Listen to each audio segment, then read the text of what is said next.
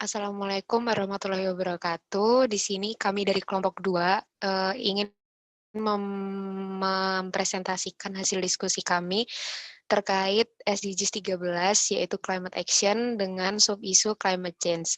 Pertama-tama di sini saya akan memperkenalkan teman-teman saya. Yang pertama ada Martian Nurfasihah, lalu ada Hanan Naila, lalu ada Rizky Ramadhani, lalu ada Anita Rahmi, ada Prana Satria, ada Anissa Nabila, lalu ada Larasati Putri, lalu ada Deviana Anindita, dan ada saya sendiri, Rasta Hayuning, yang terakhir ada Destiana Dinda.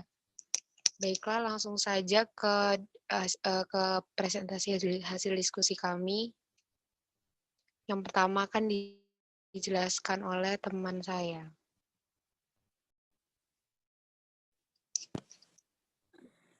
Ya, jadi saya akan menjelaskan tentang SDGs.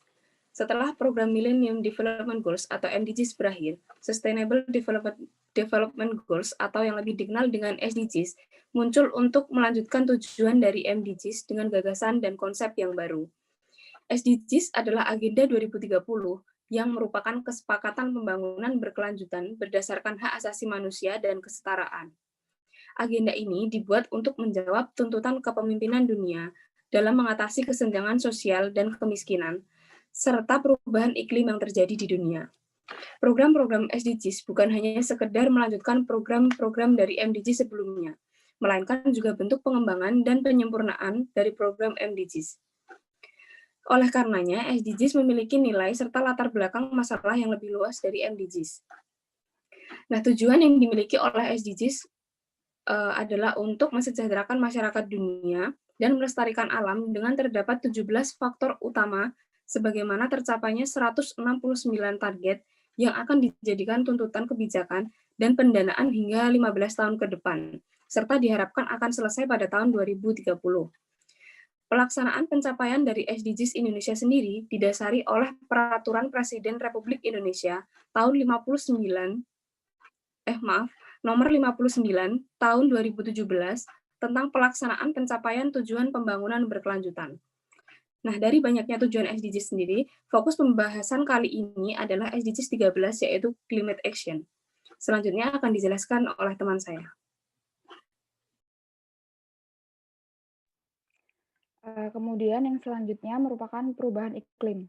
Perubahan iklim atau climate change merupakan berubahnya kondisi fisik atmosfer bumi antara lain suhu dan distribusi curah hujan yang membawa dampak luas terhadap berbagai sektor kehidupan manusia.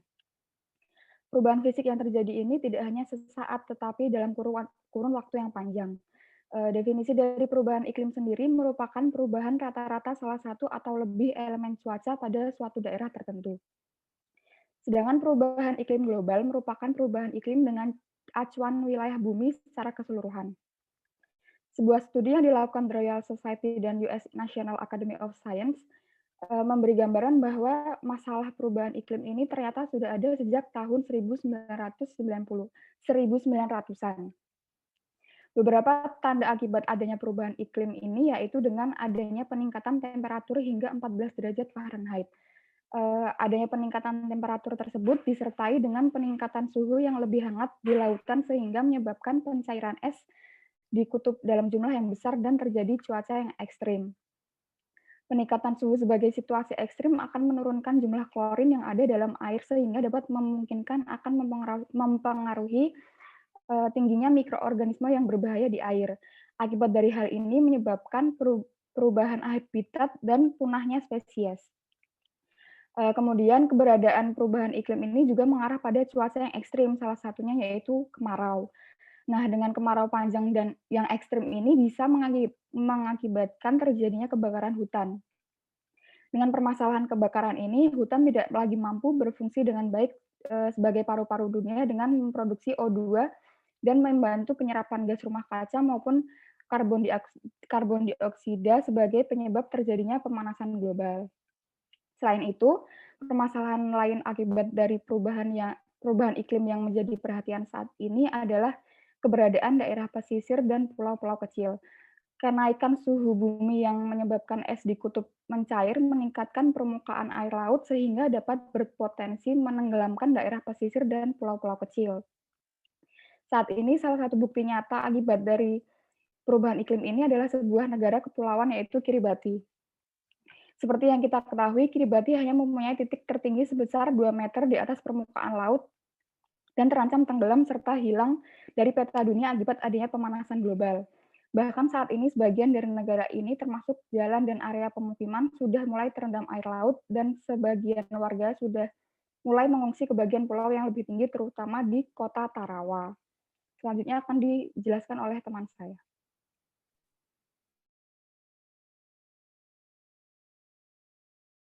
Kemudian adalah SDGs 13 Climate Action. Climate Action merupakan upaya peningkatan untuk mengurangi emisi gas rumah kaca dan memperkuat ketahanan dan kapasitas adaptif terhadap dampak yang disebabkan oleh iklim. Tujuan dari SDGs 13 Climate Action ini adalah mengambil tindakan segera untuk mengatasi perubahan iklim dan dampaknya. Hal ini penting karena sasaran SDGs terhadap climate change telah dengan jelas menetapkan beberapa target kritis yang harus diakui oleh setiap negara. Berikut target dari SDGs 13 Climate Action. Yang pertama yaitu menguatkan daya tahan dan kapasitas adaptasi terhadap bahaya-bahaya yang berkaitan dengan iklim dan bencana alam. Yang kedua yaitu mengintegrasikan ukuran-ukuran perubahan iklim ke dalam kebijakan, strategi, dan perencanaan nasional.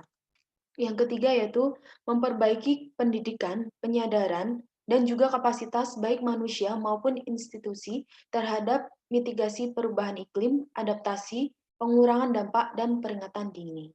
Kemudian mengimplementasikan komitmen yang dibuat oleh pihak negara-negara maju kepada kerangka kerja konvensi PBB mengenai perubahan iklim dengan tujuan untuk memobilisasikan secara bersama 100 miliar US dollar per tahunnya pada tahun 2020 dari segala sumber. Kemudian mendukung mekanisme untuk peningkatan kapasitas untuk perencanaan dan manajemen terkait perubahan iklim yang efektif di negara-negara kurang berkembang dan negara berkembang di kepulauan kecil, dengan berfokus pada perempuan, remaja, dan masyarakat lokal. Kemudian UNDP mengungkapkan beberapa hal yang melatar belakangi climate action, yaitu yang pertama, pada tahun 2017, manusia diperkirakan telah menyebabkan sekitar 1,0 derajat Celcius pemanasan global di atas tingkat praindustri.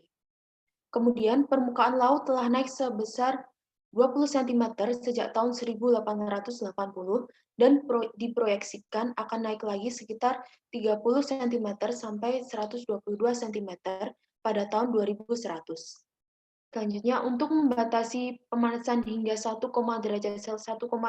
derajat Celcius, emisi CO2 bersih global harus turun sekitar 45% antara tahun 2010 sampai 2030 dan mencapai nol bersih sekitar tahun 2050. Kemudian ikrar iklim di bawah Paris Agreement hanya mencakup sepertiga dari pengurangan emisi yang dibutuhkan untuk menjaga dunia di bawah 2 derajat Celcius. Selanjutnya, tindakan iklim yang berani dapat memicu setidaknya 26 triliun US dollar manfaat ekonomi pada tahun 2030. Yang terakhir yaitu sektor energi sendiri akan menciptakan sekitar 18 juta lebih banyak pekerjaan pada tahun 2030 dengan fokus khusus pada energi yang berkelanjutan. Selanjutnya akan dilanjutkan oleh teman saya.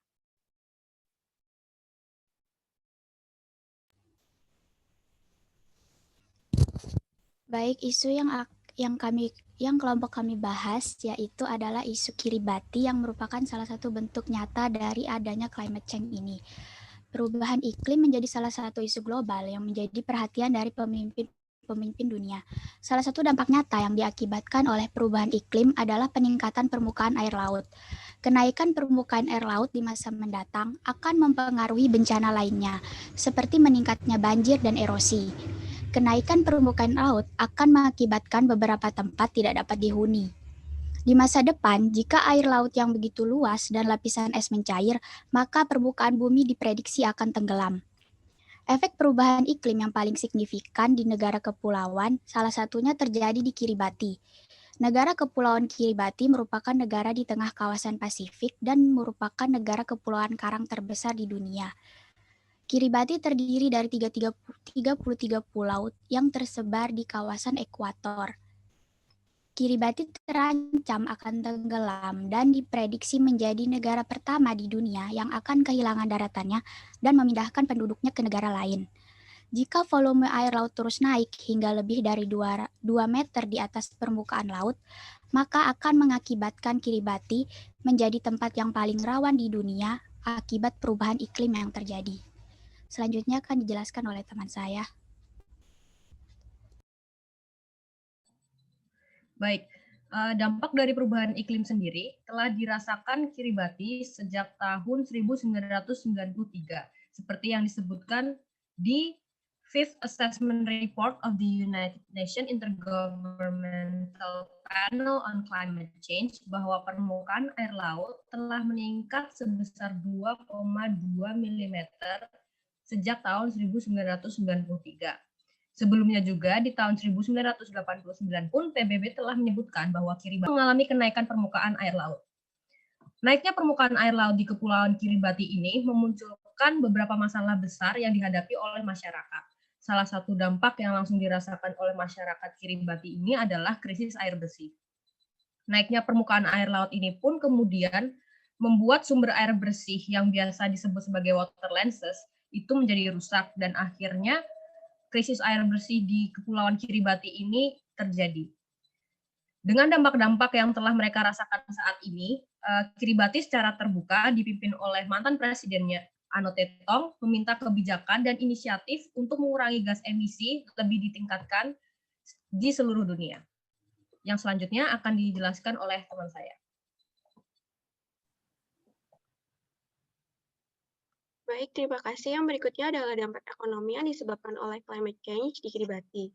Yang pertama yaitu sektor perikanan memiliki kontribusi yang besar dalam perekonomian Kiribati. Kontribusi perikanan secara umum terhadap perekonomian nasional sangatlah bervariasi di antara negara-negara di Samudra Pasifik, bagian barat dan tengah. Meskipun bukan sektor terpenting, namun penangkapan ikan juga merupakan elemen yang penting bagi perekonomian di Kiribati. Ikan merupakan produk ekspor utama dengan kontribusi sekitar 30% di Kiribati. Perikanan menyumbang lebih dari 13% dari pendapatan domestik bruto di Kiribati dan total tangkapan komersial di Kiribati adalah sekitar kurang lebih 25.000 ton. Perikanan jelas penting bagi perekonomian Kiribati. Yang kedua, ikan tuna sebagai salah satu komoditi terbesar dalam sektor perikanan Kiribati. Ikan tuna merupakan bagian utama dari pendapatan untuk Kiribati. Penilaian ekonomi atas perubahan perikanan, khususnya nelayan tuna, terdiri dari dua bagian. Yang pertama, dampak ekonomi langsung dari perubahan hasil tangkapan. Dalam artian, kerugian dan keuntungan ekonomi harus bisa diperkirakan. Kedua, dampak makroekonomi dari perubahan ini harus dikembangkan. Dampak ini dapat mempengaruhi perekonomian nasional hingga tingkat yang berbeda tergantung pada seberapa penting perikanan tuna bagi perekonomian sebuah negara. Dalam kasus Kiribati, hasil tangkapan tuna sangat terpengaruh akibat adanya perubahan iklim yang terjadi. Kemudian, yang ketiga yaitu perubahan iklim berdampak pada sektor perikanan di Kiribati sebagai salah satu negara di Samudra Pasifik. Terjadinya climate change atau perubahan iklim membuat tangkapan ikan tuna menjadi semakin menurun. Ikan tuna sendiri relatif sensitif terhadap suhu laut, dalam arti mereka berpindah dengan cepat ke daerah yang suhunya lebih ideal. Akibatnya, total stok tuna selalu berubah secara dramatis jika suhu laut berubah. Kemudian, dampak perubahan iklim pada perikanan untuk Kepulauan Pasifik khususnya Kiribati dapat dipelajari berdasarkan pengalaman dari ENSO atau El Nino Southern Oscillation. Min El Nino menyebabkan penurunan umum dalam total perikanan. Perikanan penting bagi perekonomian nasional Kiribati. Namun, arah dampaknya perubahan iklim tergantung pada sejumlah faktor. Pertama, sulit untuk mengatakan apakah harga dan kuantitas tangkapan ikan akan naik atau turun. Kedua, dampak makroekonomi seperti dampak pada pendapatan dan pengangguran akan bergantung pada sejauh mana perekonomian mampu beradaptasi dengan kondisi baru. Selanjutnya akan dijelaskan oleh teman saya. Baik, yang keempat ada perubahan iklim juga berdampak pada sektor pendapatan negara atau PDB. Di sini saya mendapatkan pendapatan negara yang terpengaruh oleh climate change ini ada pertanian, lalu ada pariwisata, dan juga ada surat izin untuk penangkapan ikan. Jadi yang pertama itu kan lahan pertanian. Pada lahan pertanian ini, di mana akibat kondisi akibat climate change yang yaitu air laut semakin tinggi itu dapat mengurangi lahan pertanian.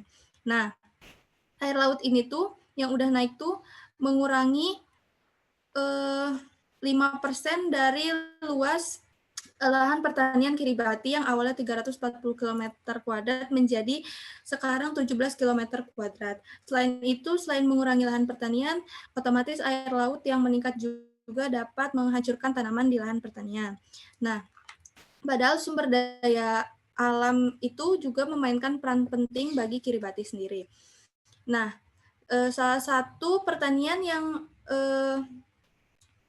hasil produksinya menurun itu kopra. Kopra ini tuh merupakan dia itu daging buah kelapa yang dikeringkan, dan kopra ini tuh merupakan andalan ekspor juga bagi Kiribati. Jadi selain ikan, kopra juga merupakan salah satu ekspor terbaik bagi Kiribati. Tetapi karena air laut meningkat ini, lahan yang habis akhirnya membuat produksi kopra menurun. Selain itu juga air laut yang meningkat ini membuat kesuburan tanah dari tanah lahan pertanian itu kan menjadi buruk, dan membuat itu juga mempengaruhi bagi si kopra ini.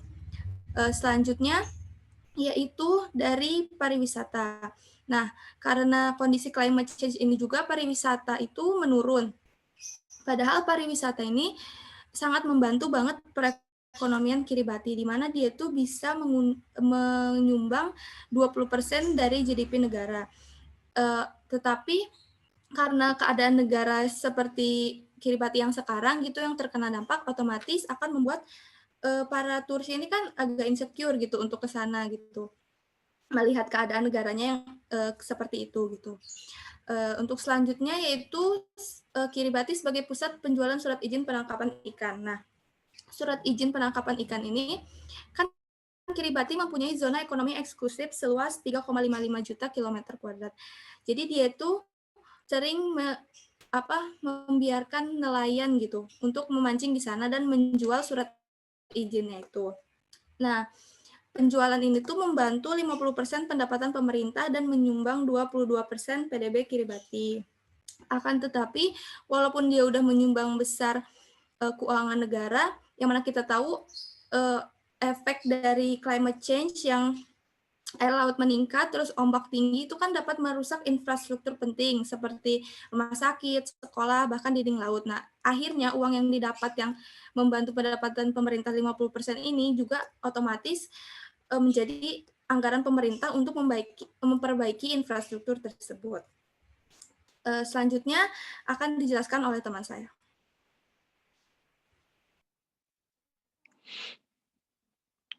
Nah, di sini saya akan mencoba menjelaskan respon dunia terhadap isu ini. Jadi sebenarnya dampak-dampak perubahan iklim itu memiliki kaitan yang sangat erat terhadap kehidupan manusia ya, sehingga membuat isu perubahan iklim ini semakin menjadi perhatian negara-negara di dunia yang bersatu dalam di bawah payung kerangka kerja persatuan bangsa-bangsa untuk perubahan iklim, yaitu United Nations Framework Convention on Climate Change atau biasa disingkat UNFCCC. Nah, UNFCCC ini sendiri itu merupakan kesepakatan internasional terkait dengan perubahan iklim yang pertama kali disepakati di Rio de Janeiro, Brazil pada tahun 1992. Nah, namun kesepakatan ini tuh sebenarnya baru benar-benar berpengaruh pada tahun 1994. Tujuan utama dari UNFCCC ini sendiri itu adalah menstabilkan tingkat konsentrasi efek gas rumah kaca di atmosfer dengan mencegah perilaku manusia yang berbahaya bagi iklim. Nah, negara-negara ini itu bernegosiasi untuk mencari jalan terbaik dan kompromi dalam berbagai peran serta kewajiban dan mengendalikan perubahan iklim serta menangani dampak-dampaknya. Nah, beberapa negara yang terkena dampak perubahan iklim yang disebabkan oleh efek gas rumah kaca ini ada 3, yaitu Kiribati, Tuvalu, dan Marshall Island. Nah, negara-negara ini tuh sebenarnya berada di Kepulauan Pasifik dan memang sangat rentan terhadap perubahan iklim serta bencana alam. Jadi pernah diprediksi bahwa pada tahun 2001 permukaan air laut itu akan mengalami kenaikan 2 meter sehingga dapat berpotensi menenggelamkan 3 negara tersebut. Maka dengan adanya masalah perubahan iklim ini yang akan mengancam negara-negara tersebut otomatis mendorong beberapa negara yang tergabung dalam UNFCCC bekerja sama untuk membuat sebuah kesepakatan guna menangani masalah tersebut. Nah, dalam bekerja sama ini negara-negara tersebut itu bernegosiasi untuk mencari jalan keluar guna menyelesaikan atau menanggulangi permasalahan atau perubahan iklim ini pada masa ini. Dan lalu akhirnya disepakatilah Perjanjian Paris atau Paris Agreement. Nah, untuk Paris Agreement ini akan lebih jelasnya akan coba dijelaskan oleh teman saya selanjutnya.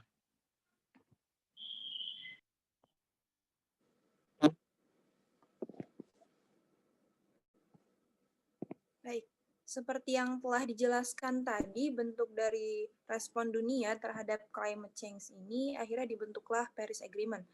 Nah, Paris Agreement ini dibentuk oleh negara-negara maju di Amerika dan Eropa. Mereka bekerja sama dengan berbagai negara maju untuk membantu negara-negara berkembang dalam upaya mengurangi gas karbon dan adaptasi iklim mereka yang sekarang sudah berada pada kondisi climate crisis. Paris Agreement ini dibentuk pada tahun 2015. Paris Agreement yang dilaksanakan di Paris ini disetujui oleh 195 negara yang merupakan anggota UNFCCC dan berhasil mengadopsi Persetujuan Paris to the United Nations Framework Conversation on Climate Change mengenai mitigasi emisi gas rumah kaca, adaptasi, dan keuangan. Perjanjian tersebut merupakan protokol baru yang menggantikan protokol Kyoto sebagai kesepakatan bersama untuk menangani perubahan iklim dengan berbagai aspek. Paris Agreement menerapkan konsep applicable to all yang bersifat multilateral dan rezim harus didasarkan pada aturan, serta didasarkan pada ketentuan, protokol, another legal instrument, or an agreed outcome with legal force. Nah, tujuan dibentuknya Paris Agreement ini tertuang pada pasal 2, yaitu yang pertama, menahan laju peningkatan temperatur global hingga di bawah 2 derajat Celcius dari angka sebelum masa revolusi industri dan mencapai upaya dalam membatasi perubahan temperatur hingga setidaknya 1,5 derajat Celcius karena memahami bahwa pembatasan ini akan secara signifikan mengurangi resiko dan dampak dari perubahan iklim. Yang kedua, meningkatkan kemampuan untuk beradaptasi terhadap dampak dari perubahan iklim, meningkatkan ketahanan iklim, dan melaksanakan pembangunan yang bersifat rendah emisi gas rumah kaca tanpa mengancam produksi pangan. Yang ketiga, membuat aliran finansial yang konsisten demi tercapainya pembangunan yang bersifat rendah emisi gas rumah kaca dan tahan terhadap perubahan iklim. Selanjutnya akan dilanjutkan oleh teman saya.